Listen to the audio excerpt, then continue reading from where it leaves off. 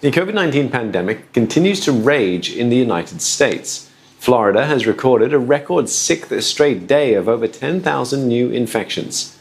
California reported a record jump of more than 11,800 new cases.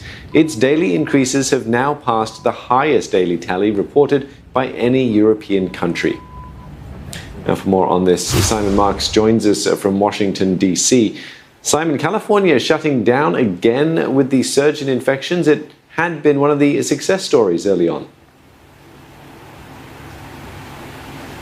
Yes, very much so. But things have turned as a result of the pace of California's reopening. Governor Gavin Newsom, a Democrat running the state, concedes that they may have moved too rapidly to relax some of the restrictions that were in place. And it's taken them a while to reimpose some of the restrictions that the governor announced just yesterday here in the United States. That's because he ran into all sorts of difficulties. He thought it was going to be easy to tell barber shops and hair salons and nail spas that they had to close down again. But in fact, he says that state bureaucrats found themselves tied up in the red ink of all sorts of local regulations. So he ended up having to delay the decision to tell those businesses either to move their activities outdoors rather than continue holding them indoors, or simply to shut down once again. But that has now happened, and Gavin Newsom is expressing a degree of optimism, only tempered optimism, however, by the reality of what he's already gone through in California,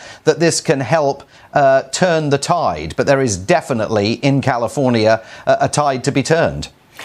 But it's not looking very good for Florida governor. He's getting sued by teachers. Why is that?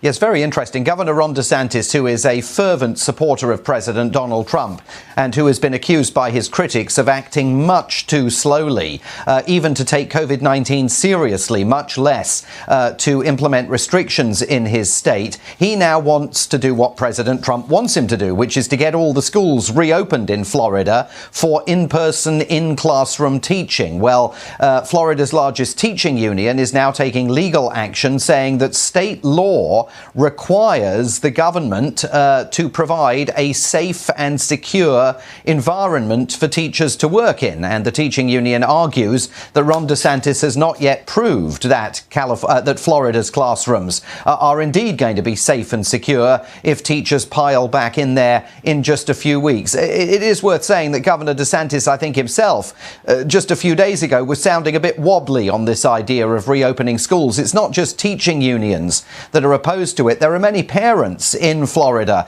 who have expressed concern about the safety of their children to the governor and state officials. So now it's partly in the court and partly in the hands of the governor. Oh, thanks for that update. Simon Marks with the latest on the COVID-19 situation in the US.